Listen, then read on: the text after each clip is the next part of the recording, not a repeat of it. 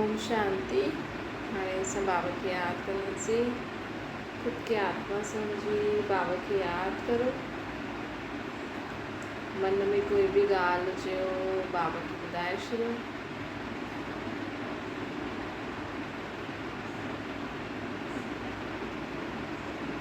आत्मा पंहिंजे बाबा खे सभु मन जी ॻाल्हि ॿुधाए थी।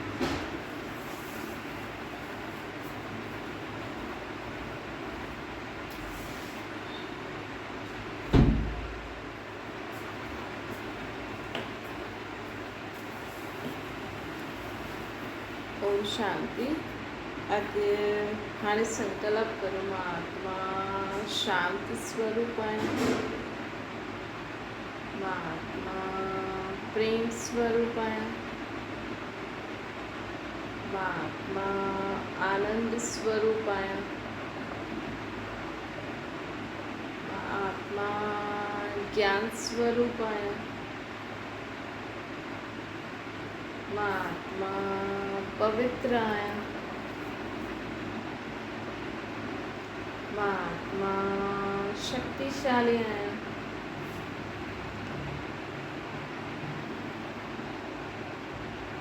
ओम शांति।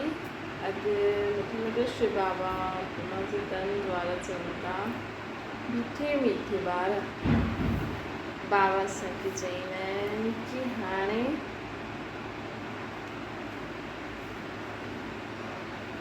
हिन दुनिया में संगम युग थो हले।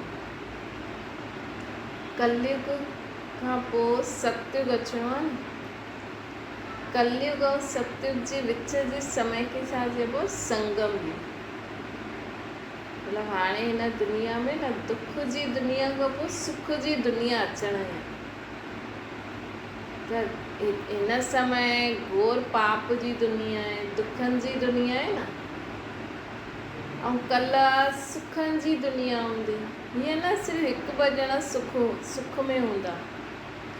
सुख जी दुनिया मतिलबु सभी माण्हू सुख में हूंदा। चलो हिते माण्हू त सुखी आहिनि, अगरि सोचो चवनि असां सुखी आहियूं, पर जानवर सुखी आहिनि? अॼु हलंदासीं चीटी पेर जे हेठि अची वेंदी कंहिंजे, केतिरो बि कोई करे लेकिन अची वेंदी, त हुनखे दुख न थींदो? माण्हू ॾिसो जानवरनि जे दुख खे, त पूरी दुनिया में हिकु चीटी बि दुखी थी, मतिलबु दुख जी दुनिया आहे। त अचण वारो समय कहिड़ो हूंदो कि जाते मनुष्य आत्मा बि सुखी हुजनि, जानवर बि सुखी हुजनि, प्रकृति बि सुखी हुजे। हिन समय भले माण्हू चवनि असां सुखी आहियूं, पर प्रकृति सुखी आहे? प्रकृति सुखी आहे? प्रकृति खे बि त तकलीफ़ थींदी आहे न। हाणे माण्हू एॾा फटाका जलाईं, हवा खे केॾी तकलीफ़ थींदी हूंदी न। ईअं ई पाणी में जॾहिं असां कुझु फिटी कंदा आहियूं त पाणी खे बि तकलीफ़ थींदी आहे। त ईअं ई बाबा चवनि था कि हाणे हिन सृष्टि ते सुख जी दुनिया अचण वारी आहे। उन सुख जी दुनिया मतिलबु कि जाते सभु कुझु सुख जो ई हुजे, सभिनि खे सुख हुजे, कोई बि उते दुखी न हुजे। थोरो बि दुख त मतिलबु दुखदा, जाते दुख जो नाम निशान न हुजे, जाते माण्हुनि खे पतो ई न हुजे कि दुख थींदो छा आहे, अहिड़ी दुनिया खे चईंदासीं सुख जी दुनिया। त अहिड़ी सुख जी दुनिया केरु ठाहे सघंदो आहे? भॻवानु ई ठाहे सघंदो आहे। छो कि भॻवानु न सभिनि जे लाइ सोचंदो आहे। भॻवानु सभिनि जे लाइ सोचंदो। अॼु कोई बि गुरू संत सन्यासी पहिरियों पंहिंजे ऐं पंहिंजे फॉलोअर जे लाइ ई सोचंदो, मतिलबु जेका हुनजो मञण वारा आहिनि। लेकिन भॻवानु सभिनि जे लाइ ई सुठो सोचंदो आहे। भॻवानु हिकु ॿिनि जे लाइ न सोचंदो।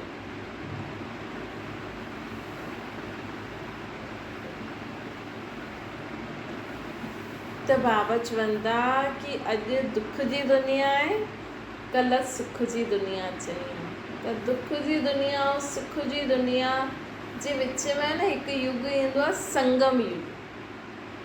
भई कलयुग ऐं सतयुग जे विच में ईंदो 2 युगनि जो मिलन, जाते दुख सुख में परिवर्तन थींदो। त हिन करे न हिनखे संगम युग चईंदासीं।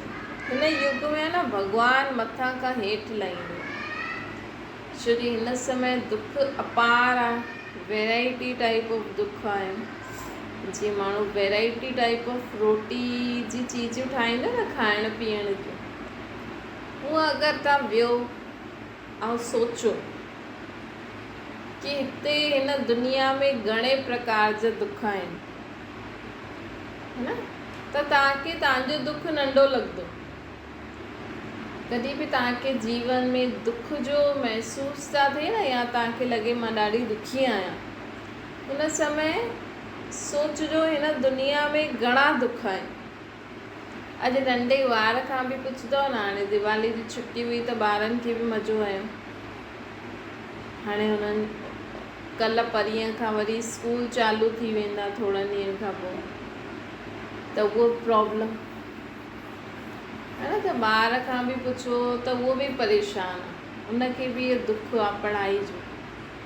वैसे त माण्हू चईंदा आहिनि पढ़ाई लिखाई करणी खपे, लेकिन पढ़ाई लिखाई तव्हां किताब खोले ॾिसो कंहिंखे सम्झ में था अचे।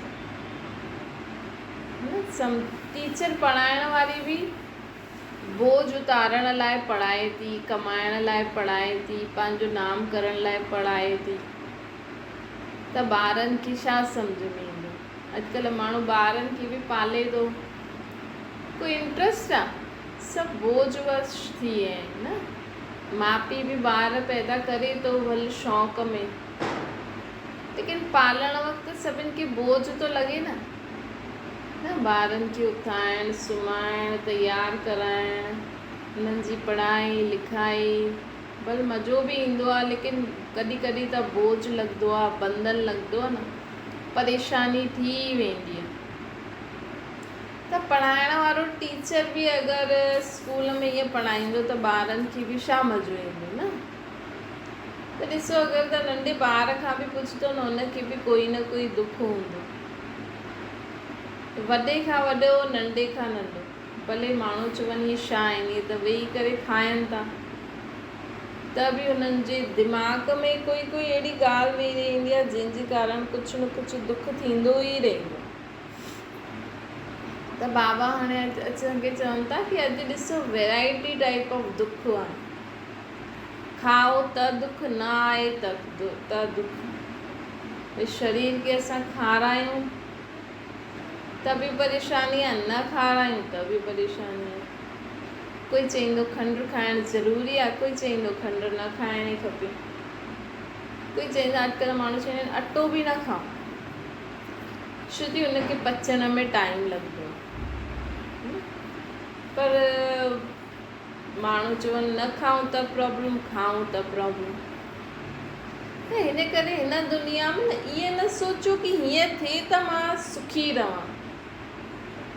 ये दुख जी दुनिया में जो बि आहे, जहिड़ो बि आहे, तव्हां हुन में ख़ुशि रहणु सिखो, उन मां ई सुख जो आनंद, सुख वठणु सिखो, आनंद में रहणु सिखो, छो जो आहे ई दुख जी दुनिया।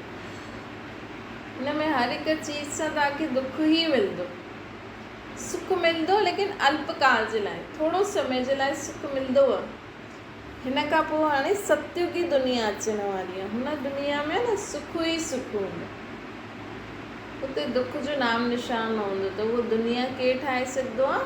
भॻवानु। भॻवानु मतिलबु जो सभिनि जो हुजे, जंहिंजो पंहिंजो शरीर न आहे, जो परमात्मा आहे, परम पिता आहे, जो सदा निराकार रूप में परम धाम में रहंदी आहे। उहा हिन सृष्टि ते अवतरित थींदी आहे ऐं साधारण मनुष्य तन में अवतरित थी करे असांजे लाइ सुख जी दुनिया ठाहींदी आहे। कीअं ठाहींदी आहे? असांखे ज्ञान ॾेई करे। कंहिंजो बि जीवन ठाहिण जे लाइ हुनखे सम्झ ॾियणी पवंदी आहे न, ऐं हुन माण्हू खे बि मञिणो पवंदो। अॼु ॾिसो, अगरि तव्हां पंहिंजे ॿार खे सम्झ ॾियो जंहिंसां उहो जीवन में अॻियां वधी सघंदो आहे, तव्हां त सम्झ ॾिनी, हाणे ॿार जे मथां आहे उहो मञे न मञे, है न। तव्हां ज़बरदस्ती बि केतिरो कराईंदव, तव्हां चईंदव मुंहिंजो ॿार आहे मूंखे त कराइणो ई आहे, लेकिन तव्हां ज़ोर ज़बरदस्ती कंदव त बि अगरि हुन जे दिमाग़ में न वेंदो त उहो वॾो थी पंहिंजे हिसाब सां ई हलंदो, न त जीअं मरी मरी करे हलंदो, ख़ुशि न आहे न। अॼुकल्ह जीअं न पहिरें ज़माने में, अॼुकल्ह त ॿार पंहिंजे हिसाब सां हलण लाइ लड़ी करे बि हलंदा आहिनि। पहिरियों त ॿारनि खे माउ पीउ पंहिंजे कंट्रोल में रखी हलंदो हुयो, त भले सुठो लॻे न लॻे हुनखे दुकान ते वञिणो ई आहे, हुनखे शादियूं करिणी ई आहिनि, हुननि खे ॿार पैदा करणा ई आहिनि, नुंहं खे झाड़ू पोछो करिणो ई आहे, रोटी ठाहिणी आहे, ॿारनि खे संभालणो ई आहे, एतिरा ॿार पैदा ई करणा आहिनि, भले रोई रोई करे इहे सभु जीवन में कमु करो या ख़ुशी सां करो।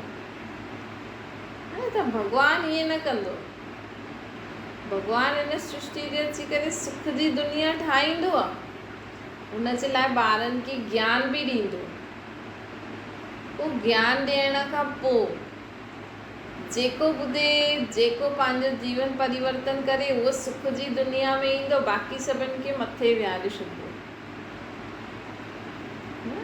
हिते भॻवानु ज़ोर ज़बरदस्ती न कंदो आहे। जी हा, अॼु दुख जी दुनिया में केॾा माण्हू आहिनि, कल्ह इहे ई दुनिया में सुख हूंदो, मतिलबु हर चीज़ सां असांखे सुख मिलंदो, हर संबंध सां बि असांखे सुख मिलंदो, लेकिन हुन दुनिया में न थोरा ई माण्हू, कहिड़ा माण्हू हूंदा जो हाणे भॻवान जो चयो मञी करे ओड़ो ठाहींदा, उहो हिते रहंदा, बाक़ी सभु मथे हली वेंदा।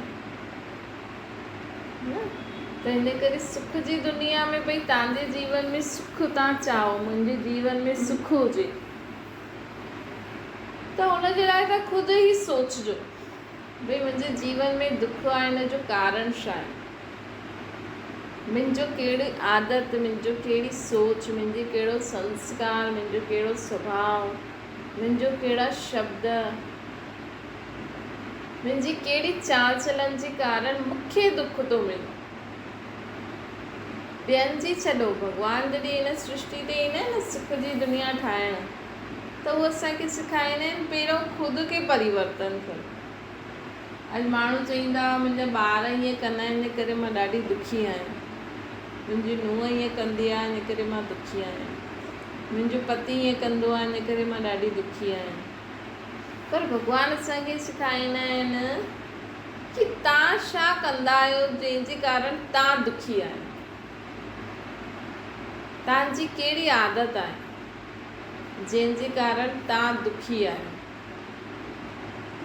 न हूंदी आहे न, माण्हुनि जी आदत हूंदी आहे, माण्हू सोचंदा आहिनि कि मुंहिंजी आदत आहे हिन जे कारण मूंखे दुख परेशानी थींदो आहे, पर छा करा मुंहिंजी आदत छुटे ई नथी। है न, भॻवानु त तव्हांखे चई सभु कुझु मुंहिंजो सम्झो, मतिलबु सभु कुझु भॻवान जो सम्झो। हाणे तव्हांजी ग़लती आहे, तव्हां टेंशन करो था, त हिन में भॻवानु छा करे ॿुधायो?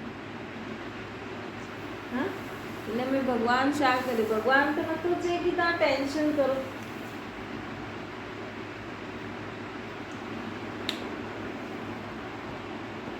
पर तव्हांजी आदत आहे त पंहिंजी आदत खे सुधारो न, पंहिंजी आदत खे सुधारो। पंहिंजी आदत खे कीअं सुधारणा आहिनि? जीअं तव्हांजे मन में वीचार ईंदा आहिनि, हीअं न थी वञे, हीअं न थी वञे, हीअं न थी वञे, जंहिंजे कारण तव्हांखे टेंशन थी थिए। अॼु खां उहो जॾहिं बि वीचार अचे तव्हां चओ कुझु न थींदो, सभु सुठो थी वेंदो, ऐं जेको थींदो थींदो थींदो। असां त भॻवान जी यादि में सुठो करूं था, हाणे ग़लति थींदो त हिन में असां छा करूं? तंहिंखां त असां त सुठी सोच सां करूं, बाक़ी जो थींदो उहो ॾिठो वेंदो।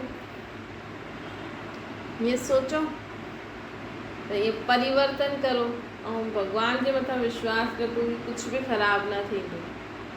त तव्हांजी ही ग़लति सोच फालतू सोच जे कारण तव्हांखे टेंशन थी थिए, जंहिंजे कारण तव्हांखे दुख थींदो आहे, त ग़लती त तव्हांजी आहे न, है न। त असांखे दुख जो कारण ढूंढणा आहिनि कि मूंखे अगरि दुख आहे त हुन में मुंहिंजी कहिड़ी ग़लति आदत आहे, ग़लति सोच आहे, ग़लति ॿोल आहे, ग़लति कर्म आहे, जंहिंजे कारण दुख थो थिए। उनखे भॻवान जी यादि में परिवर्तन करो, भॻवान खां शक्ति वठी करे। त परमात्मा असांखे सेखारींदा आहिनि कि स्वपरिवर्तन करो।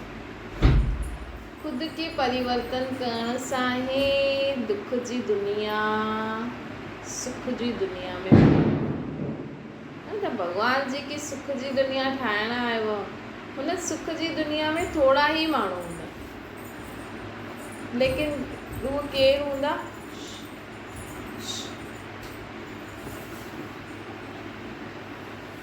वो केरु हूंदा जो हाणे भॻवान जो चयो मञी करे ख़ुदि खे परिवर्तन कंदा।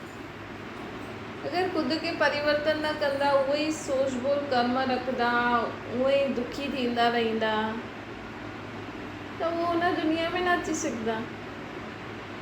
इन करे बाबा असांखे चवनि था कि हाणे दुनिया बदिले थी, हाणे हुन दुनिया जेकी बदिले थी ऐं हुन नई दुनिया में हलण लाइ असांखे छा करिणो पवंदो? भॻवान जी श्रेष्ठ मत ते हलो। भॻवान जो हाणे असांखे सुख जी दुनिया जो रास्तो ॾेखारणु आयो आहे, जो सम्झ ॾियणु आयो आहे, जो श्रेष्ठ मत ॾियणु आयो आहे, हुन ॻाल्हि खे असां सम्झी करे ख़ुदि जो जीवन परिवर्तन कर। त ॿियो बाबा जो असांखे चवनि था, ॾिसो माण्हू चवंदा आहिनि कि हिंदू मुस्लिम भाउ भाउ हूंदा आहिनि, है न। हिंदू मुस्लिम भाउ भाउ इहे त देह जा धर्म थी विया न। हाणे देह जे धर्म त हूंदा आहिनि, हुन में भाउ भाउ कीअं थी? हिंदू आहिनि, मुस्लिम आहिनि, माण्हू त देह जे धर्म खे ॾिसंदा न, पोइ भाउ भाउ कीअं थी? असल में न सभिनि जे शरीरनि जे अंदरि न आत्मा हूंदी, सभिनि जे शरीरनि जे अंदरि निराकार आत्मा हूंदी आहे। उहो आत्मा भाव आहे। ये तव्हांजे शरीर जे अंदरि बि आत्मा, कोई मुस्लिम धर्म वारो माण्हू हूंदो, हुनजे शरीर में बि आत्मा आहे। त तव्हां भले कहिड़े धर्म जा आहियो, हिंदू धर्म जा आहियो, उहो मुस्लिम देह सां, अॼु आत्मा जॾहिं शरीर खां निकिरंदी आहे त उहो सभिनि सां न्यारी थी वेंदी आहे, उहो आत्मा सभिनि सां न्यारी थी वेंदी आहे। त बाबा असांखे सेखारींदा आहिनि कि आत्मा भाव आहे। आत्मा जो धर्म शांती ऐं पवित्रता हूंदी आहे। उन मुस्लिम धर्म वारे इंसान जी आत्मा जो पीउ बि परमात्मा आहे, ऐं असांजी आत्मा जो पीउ बि परमात्मा आहे। त असां हिकु परम पिता परमात्मा जी संतान आहियूं। हिन जे लाइ असां सभु आत्मायूं भाउ भाउ आहियूं, भले उहो कहिड़े बि धर्म वारी, उहा आत्मा कहिड़े बि धर्म में पाठ वॼाए। इहे देह जा धर्म त असां ठाता आहिनि, ये हिंदू, ये मुस्लिम, ये सिख, ये ईसाई, लेकिन आत्मा जो धर्म शांति ऐं पवित्रता, आत्मा जो पीउ परमात्मा हूंदो। त बाबा असांखे चवंदा आहिनि कि हाणे ख़ुदि खे आत्मा सम्झो। मां आत्मा निराकार बाप जी संतान। भॻवानु हिते हिन सृष्टि ते अची करे असांखे छा सेखारींदो आहे कि हाणे पंहिंजे देह ऐं देह जे धर्मनि खे भुलिजो, ख़ुदि खे आत्मा सम्झो ऐं मूंखे निराकार रूप में यादि करो। तॾहिं ई तव्हांजा सभु पाप बि नाश थींदा, तॾहिं ई तव्हां में दैवी गुणनि जी धारणा बि थींदी, तॾहिं ई तव्हां आत्मायूं पावन थींदा, तॾहिं ई तव्हां आत्मायूं स्वर्ग जो मूंखां वरसो वठी सघंदा। छो कि परमात्मा ई सुख जी दुनिया स्वर्ग जी दुनिया ठाहींदो आहे। त परमात्मा जो उन दुनिया जो वरसो उहो असांखे ॾींदो। लेकिन परमात्मा का वो वर्स वठण जो तरीक़ो छा आहे? भई जेसि ताईं ॿार पंहिंजे माउ पीउ खे माउ पीउ न मञंदो त हुनखे वरसो मिलंदो। अॼु अगरि ॿार चए कि न मुंहिंजो ही माउ पीउ न आहे त हुनखे वरसो कीअं मिलंदो, है न? त उअं ई जेसि ताईं असां ख़ुदि खे आत्मा न सम्झंदासीं, परमात्मा खे पंहिंजो पीउ न सम्झंदासीं, तेसि ताईं असांखे अचण वारी दुनिया जो वरसो ई कीअं मिलंदो? त अचण वारी स्वर्ग सुख जी दुनिया में वरसो वठिणो आहे। वरसो मतिलबु हुन दुनिया में, जीअं अॼु त कलयुग आहे, अॼु तव्हां वटि जो धन संपत्ति आहे, कल्ह तव्हां शरीर छॾंदव, पोइ तव्हांखे ॿिए जन्म में कंहिं हिसाब सां धन संपत्ति मिलंदो। हिन जन्म जा जेका कर्म हूंदा, लेकिन हाणे त दुख जी दुनिया रहंदी न, हाणे त दुनिया ई परिवर्तन थींदी। उहा दुनिया त स्वर्ग जी हूंदी, परमात्मा जी दुनिया हूंदी। हुन दुनिया में असांखे केतिरो धन संपत्ति खपे, केतिरो चीजूं खपनि, कहिड़ा असांजा संबंधी हूंदा, हुन जे लाइ हाणे असांखे परमात्मा खे निराकार रूप में यादि करिणो आहे। तॾहिं असांखे हुन दुनिया में जेतिरो असां परमात्मा खे यादि कंदासीं, पंहिंजो पीउ सम्झंदासीं, हुनजे चए ते हलंदासीं, ओतिरो असांखे हुन दुनिया जो वरसो मिलंदो। ओतिरो असांखे, जेतिरो तव्हां हिते परमात्मा खे निराकार रूप में यादि कंदा न, पंहिंजे खे आत्मा सम्झी, जेतिरो तव्हां हुनजो चयो मञंदव, जेतिरो तव्हां हुनजे चए ते हलंदा, ओतिरो असांखे हुन दुनिया जो वरसो मिलंदो। त हिन समय भॻवानु हिकु त नई सुख जी दुनिया ठाहिण आयो आहे, ॿियो हुन दुनिया में असांखे अचण जे लाइ, मतिलबु तव्हां बि हुन दुनिया में अचो, हुन जे लाइ असांखे चए थो कि हाणे ख़ुदि खे आत्मा सम्झी मूंखे निराकार रूप में यादि करो ऐं मुंहिंजो चए ते हल, पवित्र रहो, दैवी गुणनि जी धारणा करो, दैवी संस्कार ठाहियो। सिर्फ़ु दिवाली मल्हाइणी न आहे, लेकिन लक्ष्मी नारायण जा जहिड़ा संस्कार हुया न, उहे संस्कार स्वयं में धारण करो। अच्छा, मीठी मीठी सिकिलरे ॿारनि प्रति माता पिता बाप दादा जो यादि प्यार ऐं गुड मॉर्निंग। रूहानी बाप जी सभिनि रूहानी ॿारनि खे नमस्ते। असांजी बि रूहानी माता पिता बाप दादा खे यादि प्यार गुड मॉर्निंग और नमस्ते। वरदाना, दृढ़ संकल्प जी तीली सां आत्मिक बॉम्ब जी आतिशबाज़ी जलाइण वारा विजयी आत्मा। बाबा चवंदा आहिनि, ॾिसो जीअं माचिस जी तीली सां माण्हू बॉम्ब जलाईंदा आहिनि त आतिशबाज़ी थींदी आहे न, मतिलबु कीअं मथे उहा फुआरा अलॻि अलॻि फटाका निकिरंदा आहिनि। उहे असां न ख़ुदि खे आत्मा सम्झी परमात्मा खे यादि करो। परमात्मा जी यादि सां असां हर प्रकार जी विकार बुरायूं इन्हनि ते विजय, परमात्मा जी यादि सां इन्हनि खे हिकदमि ख़तमु करे सघंदा आहियूं। असांजे जीवन में सुख शांति प्रेम आनंद पवित्रता सर्व शक्तियुनि सां भरपूर थी वेंदो असांजो जीवन ऐं पूरी दुनिया। स्लोगन आहे, कहिड़े बि विशेष कार्य में भॻवान जो मददगार ठहो, या हिक ॿिए जो बि जॾहिं कोई कमु हूंदो आहे या भॻवान जो या कोई बि कंहिंजे बि नाम जो, अगरि असां समय ते कंहिंजो मददगार थी वेंदासीं न त असांखे हुनजी दुआयूं मिलंदियूं। त समय ज़रूरी ॾिसो, कॾहिं कॾहिं माण्हू असांजो फ़ाइदो वठंदा आहिनि, लेकिन एतिरी सम्झ त आहे असांखे त समय जॾहिं कंहिंखे अगरि मदद खपे, अगरि असां हुन समय ते कंहिंजी मदद करे छॾंदा आहियूं कि प्यासी खे समय ते पाणी पीआरो, हुनजी केतिरी दुआयूं निकिरंदियूं। कंहिं बुख में रहण वारे माण्हू खे समय ते असां रोटी खारायूं, हुनजी केतिरी दुआयूं मिलंदियूं। त इहे दुआयूं असांखे अॻियां वधाईंदियूं आहिनि। त समय ते कंहिंजो मददगार ठहिण ई दुआयूं मिलण सां असांजे जीवन में असां ॾाढो ई अॻियां वधी सघंदा आहियूं। अच्छा, ओम शांति। बाबा खे यादि करो।